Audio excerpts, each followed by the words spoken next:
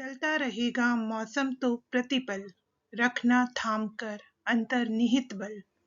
भेद ये गहरा सिखाता है पतझड़, खिलता वहां से ही आशा का पल्लव। मैं सारिका मुंदड़ा प्रस्तुत हूँ आज फिर से एक नया अध्याय लेकर। और जो आज हम पढ़ने वाले हैं वो है एक कविता जो हमें जीवन में सकारात्मक होना सिखा रही है। तो चलते हैं कविता की लेखिका की ओर, कवयित्री की ओर, जिन्होंने वो कविता लिखी है।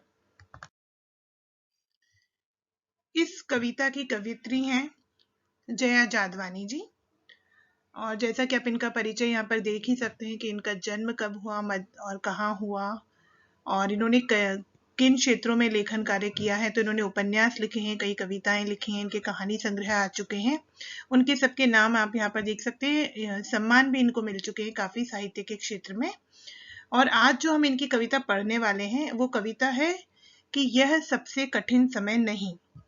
और वर्तमान समय में तो ये कविता और भी ज्यादा प्रासंगिक हो गई है कहीं ना कहीं, क्योंकि लॉकडाउन का जो ये समय है ये हमें बहुत ही कठिन लग रहा है। हम सबको बहुत ही ज्यादा कठिन समय ये लग रहा है।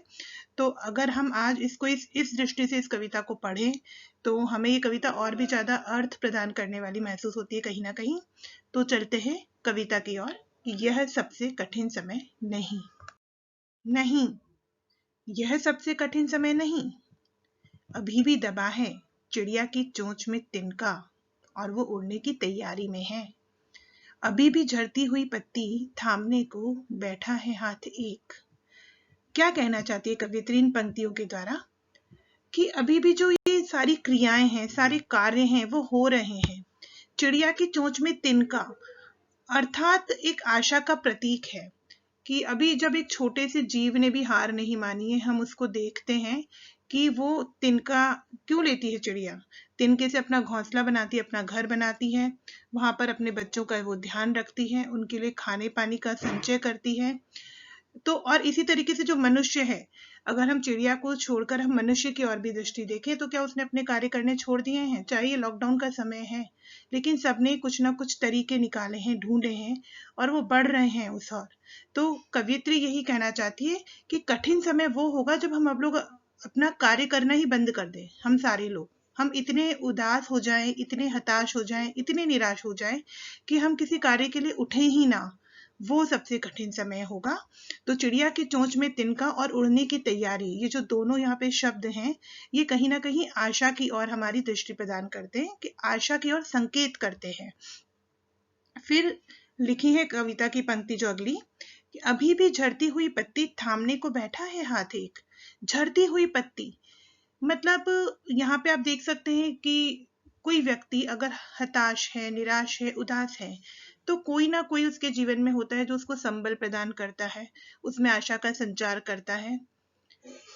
यहाँ झड़ती हुई पत्ती से मतलब उस इंसान से है, उन व्यक्तियों से है जो जीवन में हार मान जाते हैं, लेकिन थामने को बैठा है हाथ एक, अर्थात कोई ना कोई उनको आशा प्रदान करता है। और कभी अगर कोई व्यक्ति नहीं भी होता तो प्रकृति से ही उनके अंदर कुछ ऐसी प्रेरणाएं जागृत होती हैं। मतलब आशा का संचार जो है वो हो रहा है। यहाँ पर ये बताया गया है, जब तक हम एक दूसरे की मदद का भाव अपने अंदर लेकर चल रहे हैं तो ये सबसे कठिन समय नहीं। इस और कवियत्री अपना ध्यान हमें दिलाने की कोशिश कर रही है। अभी भी भीड़ है स्टेशन पर, अभी भी एक रेलगाड़ी जाती है गंतव्य तक, जहां कोई कर रहा होगा प्रतीक्षा। अभी भी कहता है कोई किसी को, जल्दी आ जाओ कि अब सूरज डूबने का वक्त हो गया। क्या कहना चाहती है कवियत्री? देखिए, कवियत्री ने हर जगह यहाँ पर कुछ तर्क के साथ अपनी बात रखी है कि अभी ये कठिन समय क्यों नहीं है। कवियत्री का जो मुख्य उद्देश्य है वो हम इस बात से हम लोगों को सहमत करना है कि ये सबसे कठिन समय नहीं है, और इसके लिए वो तर्क दे रही हैं, लॉजिक्स हमको दे रही हैं कि क्यों नहीं है, क्यों हम अभी भी इस समय में इसको कठिन समय नहीं कह सकते। कहने यहाँ पे कवियत्री कहती है कि अभी भी भीड़ है स्टेशन पर, मतलब और स्टेशन पर लोग क्यों जाते हैं? क्योंकि उनको एक स्थान से दूसरे स्थान जाना है, कभी अपने रिश्तेदारों के, कभी अपने मित्रों के, कुछ ना कुछ कारणवश जाना है। मतलब वो लोग जीवन में आशावान हैं अपने मित्रों से मिलने को, रिश्तेदारों से मिलने को। इस जीवन के जितने भी क्रियाकलाप हैं वो सब कुछ हो रहे हैं। अभी भी एक रेलगाड़ी जाती है गंतव्य तक, मतलब जहां उसको जाना है। जैसे गंतव्य किसे कहते हैं कि आपने अपनी यात्रा प्रारंभ की और आपको जिस जगह पर पहुंचना है उस जगह को गंतव्य कहते हैं, जहां आपका सफर खत्म हो रहा है। मतलब अभी भी लोग एक दूसरे से मिलने जा रहे हैं, उत्सवों में शामिल हो रहे हैं। तो ये सब जो चीजें हैं ये आशा की ओर संकेत करती हैं। जहां कोई कर रहा होगा प्रतीक्षा, अभी भी कहता है कोई कोई किसी को, जल्दी आ जाओ कि अब सूरज डूबने का वक्त हो गया। देखिए, आप अपनी अगर दिनचर्या अगर याद करें, और अभी भी अगर किसी के घर में हो सकता है कि लोग बाहर निकलते हों, काम करने जाते हों, तो अगर थोड़ा भी समय अगर ज्यादा होता है तो एक चिंता होती है और इंतजार होता है। प्रतीक्षा मतलब इंतजार होता है, और हम फोन करके पूछते हैं कि भाई जल्दी आ जाइए, आपको ज्यादा ही देर हो गई है, जल्दी आ जाओ। आप जब स्कूल से जब जाते होंगे घरों में अपने, या लेट हो जाते होंगे, तो आपके दादा दादी, मम्मी पापा, कोई ना कोई जरूर होता होगा जो पूछेगा कि अब तुम लेट क्यों हो गए, जल्दी क्यों नहीं आए, कि समय से आना चाहिए। तो ये सब जो चीजें हैं, मतलब हमें एक दूसरे के बारे में सोचने के लिए वक्त है अभी। कभी अगर ऐसा हुआ कि अगर हमें एक दूसरे के बारे में सोचने के लिए वक्त ही नहीं है, हमें कोई फर्क ही ना पड़े कि कोई कब आ रहा है, कौन कब जा रहा है, अगर हम उस तरफ से बेफिक्र होकर जीने लगे कि हमें कोई मतलब नहीं है कि हमारे साथ वाले कब आ रहे हैं, कब आएंगे, तो वो कठिन समय होगा। मतलब हमारी संवेदनाएं वो खत्म हो जाएंगी। तभी वो समय आएगा ना जब हमें परवाह नहीं होगी एक दूसरे की। तो जब तक हमारी संवेदनाएं जीवित हैं, हम इस समय को कठिन समय नहीं कह सकते। ये कवियत्री कहना चाहती हैं यहाँ पर, जब तक हमें एक दूसरे की परवाह है तो ये सबसे कठिन समय नहीं हो सकता। कठिन समय वो होगा जब एक दूसरे की परवाह और चिंता खत्म हो जाए। अभी कहा जाता है उस कहानी का आखिरी हिस्सा, जो बूढ़ी नानी सुना रही सदियों से दुनिया के तमाम बच्चों को। अभी आती है एक बस अंतरिक्ष के पार की दुनिया से, लाएगी बचे हुए लोगों की खबर। नहीं, यह सबसे कठिन समय नहीं, नहीं, यह सबसे कठिन समय नहीं। अभी भी कहा जाता है उस कहानी का आखिरी हिस्सा। कहने का मतलब देखिए, हम लोगों के जो, अगर मैं भारतीय सभ्यता की बात करूं, तो आप ज्यादा अच्छे से शायद इस बात को समझ सकेंगे कि कोई, अब कभी आपने भी अपने बचपन में अपनी नानी दादी दादा दादी इन लोगों से कहानियां सुनी होंगी। वो कहानियां कब से हमारे पास सदियों से हैं। जैसे अगर हम बात करें रामायण की कहानियां, महाभारत की कहानी, होली से जुड़ी हुई कहानी, होली के प्रसंग, या अलग अलग जो भी कहानियां हैं जो आपकी दादी नानी आपको सुना रही हैं, उनको भी सुनाई गई, उनके पहले और उनको भी किसी ने सुनाई। तो ये जो कहानियां हैं सदियों से आ रही हैं। मतलब हमारी जो परंपरा का जो भाव है वो हमारे अंदर वो बोती जाती है वो कहानियां, है ना। और उन कहानियों में एक अच्छी बात क्या है, हमारी जो कहानियां है वो बहुत सकारात्मक है। हम हमेशा ये दिखाते हैं कि सत्य की असत्य पर विजय होती है। ये हमारी कहानियों का संदेश रहा है। कितनी भी तकलीफें आए नायक पे, कितनी भी मुसीबतें आए जो सच के रास्ते पर चल रहा है, लेकिन अंत में उसकी विजय दिखाते हैं हमारी कहानियों में। ये एक बड़ी विशेष बात है कि कितनी भी तकलीफें आने दो कैसी भी, लेकिन अंत में वो नायक विजयी होता है। नायक या नायिका जो भी हो उस कहानी के अंदर वो विजय प्राप्त करता है। मतलब सच्चाई की जीत हमारी कहानियों में दिखाई गई है। अच्छाई की राह पर चलना सिखाया गया है कि तकलीफें भले ही आएंगी लेकिन अंत में जीत तुम्हारी ही होगी। और सत्यमेव जयते ये हमारे यहाँ का मूल एक सिद्धांत भी है ही। तो वो जो कहानियां हैं कहीं ना कहीं हमारे अंदर आशा का संचार जो है वो बचपन से ही करना शुरू कर देती हैं। तो कवियत्री वही कह रही है कि वो जो आखिरी हिस्सा, इस पे उन्होंने देखो विशेष रूप से कहा है आखिरी हिस्सा। आखिरी हिस्सा मतलब जब एक निष्कर्ष आना होता है किसी भी कहानी का, तो वो सकारात्मक हमारे अंदर उसको बोया जाता है बचपन से ही हमारी कहानियों के जरिए।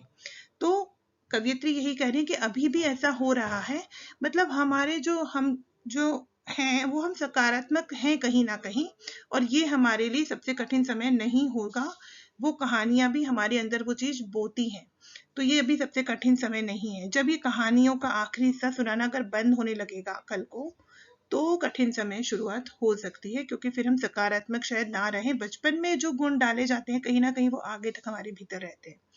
तो इसलिए कवियत्री यहाँ पे ये कह रही है, अभी आती है एक बस अंतरिक्ष के पार की दुनिया से, लाएगी बचे हुए लोगों की खबर। नहीं, यह सबसे कठिन समय नहीं। देखो, अभी भी हम आशावान हैं। ये जो लास्ट जो इसका पैराग्राफ है इसको बहुत अलग अलग तरीके से देख सकते हैं कि अंतरिक्ष के पार की दुनिया से मतलब हम लोग पृथ्वी पर हैं अभी, लेकिन हमारे अंदर जानने की उत्सुकता है कि अंतरिक्ष में क्या क्या है। जब हमारे अंदर उत्सुकता होती है तो हम उसके लिए प्रयास करते हैं, कोशिशें करते हैं, किसी न किसी काम में रत रहते हैं ना, किसी न किसी कार्य में रत रहते हैं उसको जानने के लिए। एक ये इसका आप सोच सकते हैं।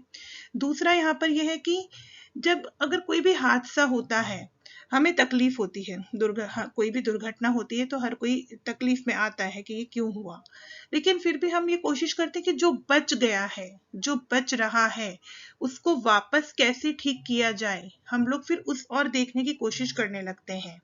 तो जो बच चुके हैं हम उन लोगों की और कि अब इनको ठीक से कैसे रखा जाए, इनको वापस कैसे जीवन में इनकी आशा का संचार किया जाए, उस तरफ हम ध्यान देने लगते हैं। तो ये जो एक चीज है कि उस निराशा में के गर्त में डूबना नहीं और बल्कि आशा से उसको थामना, ये कहीं ना कहीं कवियत्री आशा की ओर संकेत करती है इस बात से कि इसलिए ये सबसे कठिन समय नहीं हो सकता। तो ये जया जादवानी की कविता बहुत ही सकारात्मक कविता है और मुझे लगता है आज के लॉकडाउन के समय में तो बहुत ही ज़्यादा हमें प्रेरणा प्रदान करने वाली कविता है। तो आशा है आपको इसका भावार्थ समझ में आया होगा। तो धन्यवाद, मिलते हैं अगले किसी वीडियो के माध्यम से अगले किसी पाठ के साथ। और इसके प्रश्न उत्तर आप लोग जरूर कीजिए, आपकी टेक्स्ट बुक में है, तो वहाँ से आप देखिए और करने की कोशिश कीजिए और अपने जीवन में भी ऐसे उदाहरणों को देखने की कोशिश कीजिए जहाँ पर आपको लगता है कि हाँ, इससे आशा का संचार हो रहा है। जैसे कि जो पहली स्लाइड पर मैंने तस्वीर दी है, तो आप देखिए कि एक सूखा पेड़ है और सूखे पेड़ में कैसे पत्ती आ जाती है, सारी पत्तियां गिर चुकी हैं और फिर एक उसमें पत्ती का प्रादुर्भाव होता है।